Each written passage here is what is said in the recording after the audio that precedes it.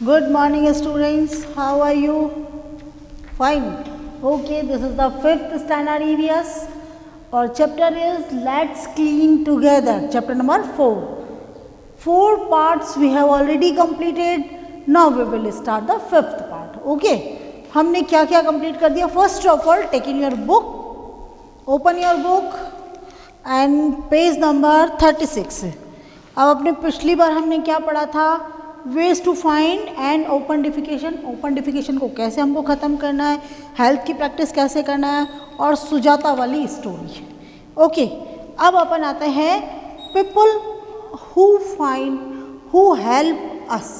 ऐसे व्यक्ति जो हमारी मदद करते हैं वो क्या कहते हैं? हमारे मददगार। क्या बोलते हैं उसको? हमारे मददगार। Many people help us keep our neighbourhood clean. बहुत सारे लोग ऐसे हैं जो हमारे आस पड़ोस के एरिया को साफ रखने में मदद करते हैं। Let's meet the people. आइए हम उन लोगों से मिले who help Sujata and her family keep their neighbourhood clean and green. Let's meet the people who help Sujata and her family.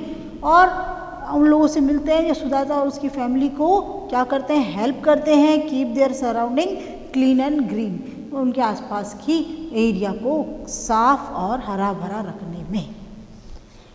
Maniya is a sweeper. यहाँ मनिया कौन है? देखिए ये that is a Maniya. Okay, Maniya is a sweeper. Maniya sweeper है। Sweeper माने सफाई कर्मचारी।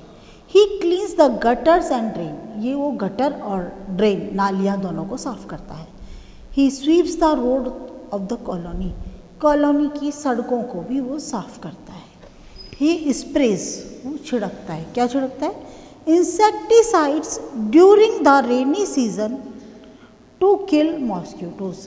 वह बारिश के मौसम में मच्छरों को मारने के लिए, मॉस्किटोज माने मच्छर, मच्छरों को मारने के लिए इंसेक्टिसाइड्स को स्प्रे करता है। बेटा इंसेक्टिसाइड्स क्या होता है? Insecticides are the chemical who kills the insect. जो इंसेक्ट को मार सके ऐसे केमिकल जो है इंसेक्टिसाइड्स कहलाते हैं। He is not educated. वो पढ़ा लिखा नहीं है। But he sends his son to school. लेकिन अपने बच्चों को वो स्कूल भेजता है। He wants him to become a government officer. वो अपने बेटे को एक गवर्नमेंट ऑफिसर बनाना चाहता है। He is always cheerful. वो हमेशा प्रसन्न रहता है। चीयरफुल मतलब एक खुशी जिसको कहते हैं हम। Jharia is a garbage picker. Jhariya कौन है? देखिए ये गार्बेज पिकर दिख रहा है आपको, जो रोड से गार्बेज उठाते हैं, तो that is the garbage picker. तो Jhariya is a garbage picker. Jhariya कौन है? एक गार्बेज पिकर, यानी कि गार्बेज माने कूड़ा करकट, पिकर माने उठाने वाला, कचरा बीनने वाला है वो। He goes from house to collect household garbage. वो हर घर से, एक घर से दूसरे घर में जाता है, मतलब हर दरवाजे पे जाता है और वहाँ से हाउस होल्ड गार्बेज जो होता है वो पिक कर लेता है, वहाँ का कचरा वो ले लेता है। He then throw it into a bag garbage box placed at the end of the road. और वो उस सारे कचरे को ले जाकर रोड के एंड के ऊपर जो एक गार्बेज बॉक्स है, जिसको डस्टबिन भी कह सकते हैं आप। डस्टबिन जनरली हमारा छोटा होता है और गार्बेज बॉक्स जो होता है वही है, लेकिन बड़ा होता है क्योंकि सारे एरिया का कचरा डालते हैं, उसके अंदर वो उसको डाल देता है। He sends his daughter Rita to school. वो अपनी बेटी रीटा को स्कूल भेजता है। He wants Rita to become a doctor. वो चाहता है कि उसकी बेटी एक डॉक्टर बने। Kashiram is a gardener. देखिए look at the picture, this is the Kashiram. Okay, then Kashiram is a gardener. Kashiram एक माली है। He looks after Sujata's garden. वो क्या करता है? लुक आफ्टर माने देखभाल करता है। किसकी करता है? सुजाता के गार्डन की। ही वाटर्स द प्लांट। पौधों को पानी देता है। He also remove dry leaves. जो सूखी पत्तियाँ होती हैं उनको हटाता है। And weeds. वीड्स माने अनवांटेड प्लांट, यानी जो खरपतवार उग जाती है ना, बिना मतलब के और पौधे उग जाते हैं, उन सबको वो हटाता है। He worked hard throughout his life to give his son a good education. अपने पुत्र को, अपने बेटे को एक अच्छी एजुकेशन, अच्छी शिक्षा देने के लिए उसने पूरी लाइफ बहुत कठिन मेहनत की है। Today his son is an engineer. आज उसका बेटा इंजीनियर है। He still works because he loves and enjoys his job. वो आज भी काम करता है, मतलब उसका बेटा इंजीनियर हो गया, फाइनेंशियल उसको कोई प्रॉब्लम नहीं है, लेकिन आज भी वो काम करता है क्योंकि उसको अपने काम से प्यार भी है और अपने काम करने में उसको बड़ा मज़ा आता है। Sorry. Sujata's grandfather said that, Sujata के ग्रैंडफादर ने कहा कि that we must give respect to all these helpers। हमको हमारे जितने भी हेल्पर हैं उन सबको मदद करनी चाहिए। Sorry, we must give respect to all these helpers. हम सबको, हमारे जो मददगार हैं उन सबको रेस्पेक्ट देनी चाहिए, इज्जत देनी चाहिए।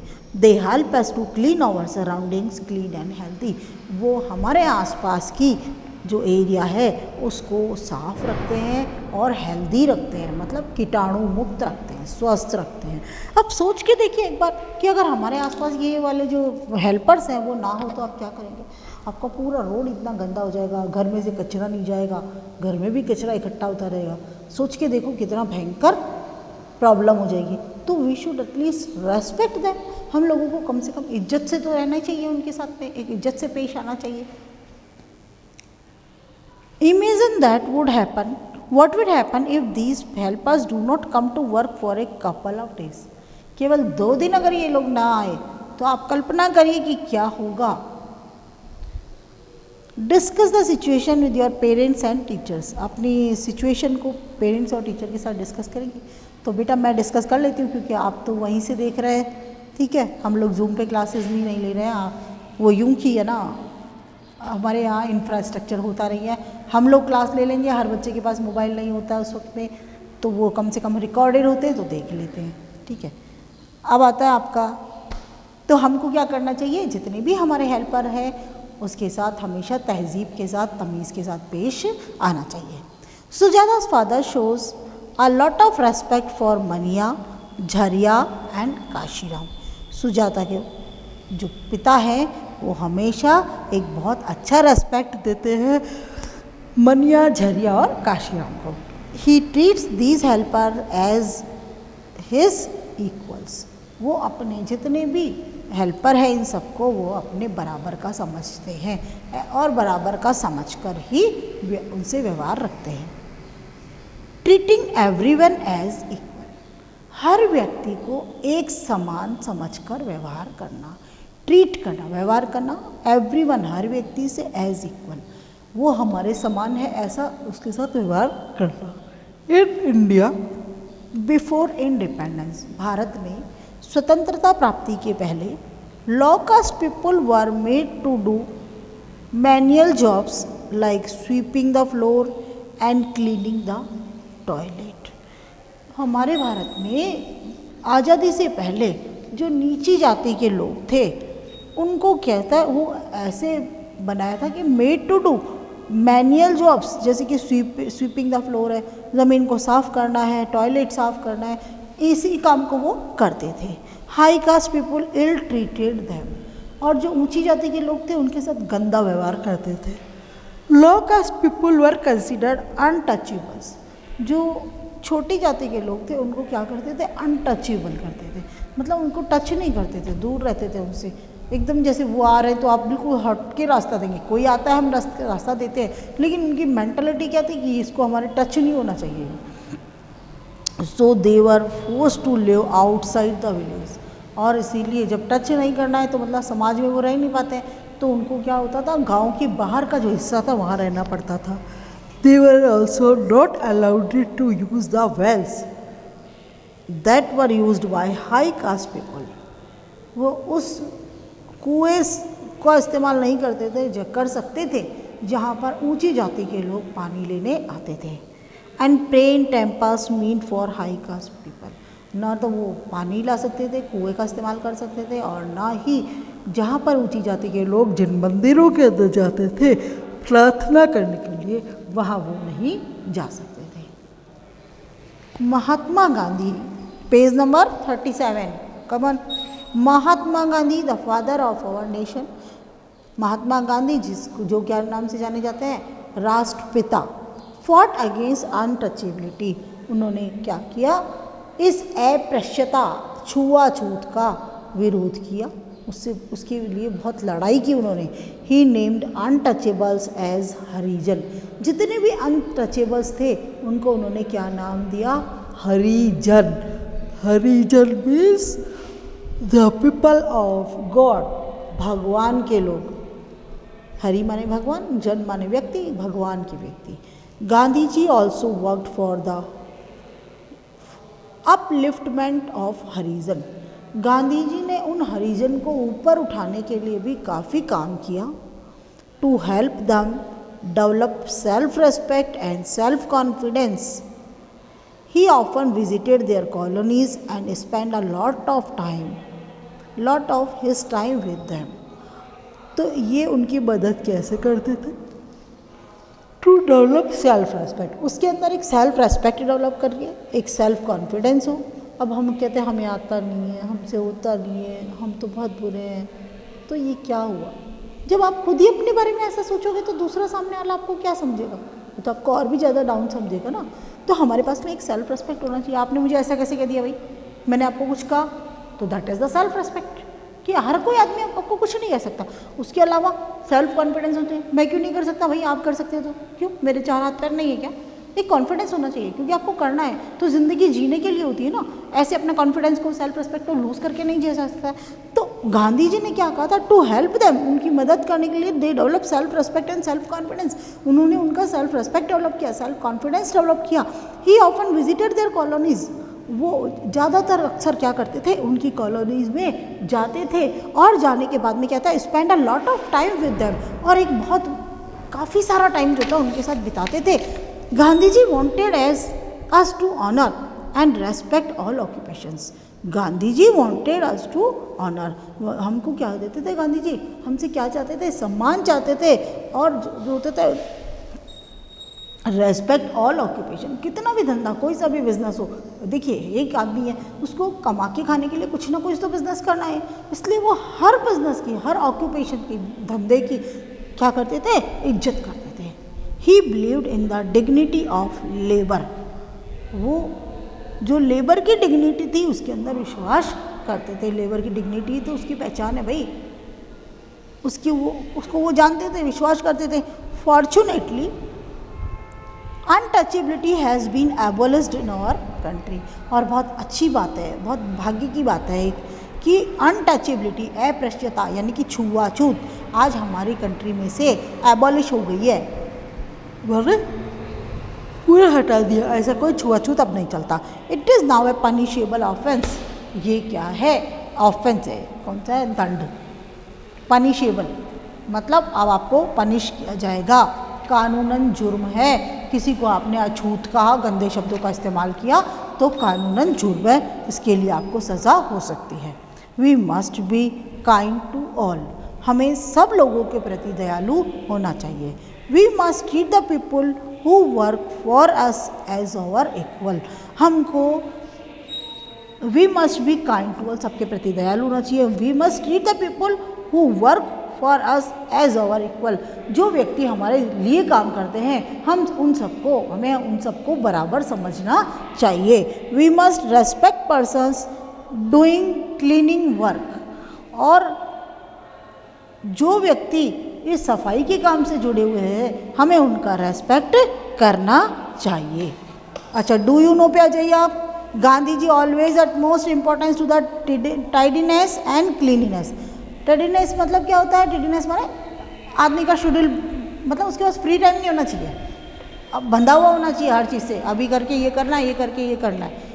और सफाई पे उन्होंने हमेशा फोकस दिया, हमेशा उसकी महत्व को बताया। Whenever anyone went to Gandhi ji ashram, जब भी कोई व्यक्ति गांधी जी के आश्रम गया, he oblique she was first of all asked to clean the toilet first of all जब भी उन गांधी जी के आश्रम में जाते थे उन सबसे पहले क्या करते थे, टॉयलेट साफ करवाते थे, है ना। When he oblique she completed that work only then any other work was assign to him और हर।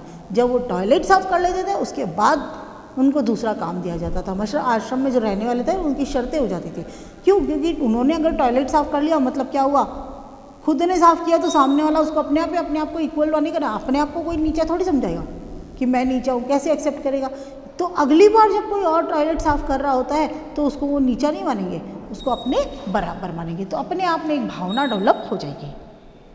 अब है cleanness must become our habit. साफ सफाई एक दिन कर दी इसका मतलब ये नहीं है कि दूसरे दिन आराम से सो गए आप, नहीं, हमारी एक आदत में होनी चाहिए। एक जैसे रूटीन है कि हम सुबह उठे तो फटाफट हमको ये मालूम है ना कि नहाना है, हमको मतलब नहाना है।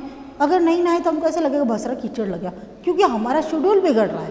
तो इस तरह से हमारी जो क्लीनिनेस है वो भी हमारी एक हैबिट में आ जाना चाहिए। We should follow the given ways to make cleanliness a habit. इस क्लीनिनेस को हैबिट में बनाने के लिए हमें क्या करना चाहिए? 5 बातें हैं। पहला number, we must use dustbin to throw paper, pencil, shaving, wrappers of the toffees etc. in our class. Suppose you are sitting in the class, तो उस टाइम क्या करेंगे, डस्टबिन का इस्तेमाल करिए। आपके पेपर वेस्ट निकलते हैं, पेंसिल की छिलका निकलता है, पेंसिल शेविंग जिसे कहते हैं, रैपर्स ऑफ द टॉफीज़ निकलते हैं, इन सबको हमें अपने डस्टबिन में डालना है। Do not, we should never throw waste here and there. कभी भी यहाँ वहाँ हमको इनको नहीं डालना है। देखिए, जो ये काम आप स्कूल में कर रहे हैं वो अपने घर में भी करिए ना, कि वहाँ थोड़ी मम्मी आपकी नौकर बैठी है कि हर चीज़ आप तो करते रहेंगे और मम्मी सफाई करती रहेगी। वहाँ पर तो डस्टबिन होता है, use it. Number 2, we must not write on the walls, floor and desk of the classroom. अच्छा देखिए, बच्चे क्या करते हैं, जहाँ कॉपी में लिखना होता है वहाँ तो नोटबुक में नहीं लिखेंगे, अपनी स्लेट पे नहीं लिखेंगे, और लिखने के लिए क्या करेंगे, दीवारों को बोर्ड बना लेते हैं। तो हमको कभी भी जो होता है दीवारों पे, फर्श पे, डेस्क पे क्लास के अंदर नहीं लिखना चाहिए। We should not make them dirty. उनको गंदा नहीं बनाना है हमें, क्योंकि थोड़ी देर बाद में हमें उन पर बैठते हैं। ठीक है, बच्चे क्या करते हैं, डेस्क पे लिख रहे हैं, कोई नहीं दिख रहे, तो that is very bad. Third है, we must neither spilt nor spread litter anywhere. ना तो हमको कहीं पे हर जगह जहाँ मर्जी है ना वहाँ थूकना भी नहीं चाहिए और कचरा भी नहीं फैलाना चाहिए। आ गया समझ में? फोर्थ है, we must contribute in maintaining cleanliness over street, colonies, home and public place. देखिए, एक जगह से काम नहीं चलता कि आपने क्लास के अंदर तो ठीक है पिटाई हो जाएगी, अगर बदतमीजी करी है, जरा बहुत ही क्लास के अंदर इधर उधर कचरे करे तो, लेकिन आपको कॉलोनी में देखने वाला कोई नहीं है, मम्मी बेचारी नहीं पीटती है क्योंकि बच्चा लाडला होता है, ठीक है, दया आ जाती है। तो ये थोड़ी मतलब हुआ, आपको अपने आप से समझदारी रखनी है और क्या करना चाहिए, अपना योगदान देना चाहिए कि इसमें आपकी गली को भी साफ रखना है, मतलब कचरा घर से निकाल के गली में नहीं डालना है, कॉलोनी में भी नहीं डालना है आपको, घर में भी इधर उधर नहीं फेंकना है, और ये नहीं कि दूसरे जाके अगली कॉलोनी में डाल दे, पब्लिक प्लेस में डाल दे, ऐसा आपको कुछ नहीं करना चाहिए, क्योंकि ताकि इन सबको भी हमें मेंटेन करना है। लास्ट आता है, we should participate in street place that make the people aware about the importance of cleanliness. हमें ऐसे नुक्कड़ नाटक जो होते हैं ना, स्ट्रीट प्लेस, उनको करने चाहिए और उसमें खुद पार्टिसिपेट होना चाहिए, ताकि हमको मालूम पड़ सके, हम लोगों को जागरूक कर सके कि क्या सफाई की महत्वता है, क्या उसकी इम्पोर्टेंस है। हमारी प्लेस क्या है, क्लीन इंडिया, स्वच्छ भारत, यही हमारी प्लेस है। आवर डिसीजन, हमारा निर्णय क्या है, make clean India mission a success and reality. हमारे make clean India mission, Bharat को साफ रखने के मिशन बनाओ, और यही हमारी सक्सेस है और यही हमारी रियलिटी है, वास्तविकता है। अब now question answers, tick the correct option. Toilet must be, क्या होना चाहिए भाई, have insect, no, be well lit, be clean and hygienic. सबसे पहला तो उसको क्लीन और हाइजीनिक होना चाहिए, साफ सुथरा होना चाहिए। आ गया समझ में? Who said that everyone must be treated equally? कौन कहता है, किसने, कहता नहीं, किसने कहा कि everyone must be treated equally, सबको एक समान समझना चाहिए? महात्मा गांधी। ए पे टिक मारिए आप, महात्मा गांधी। आगे समझ में? Now we have completed the chapter हमारा कंप्लीट हो गया। ये लेट्स रिवाइज और बाकी वाला जो है हम बाद में करेंगे। Thank you.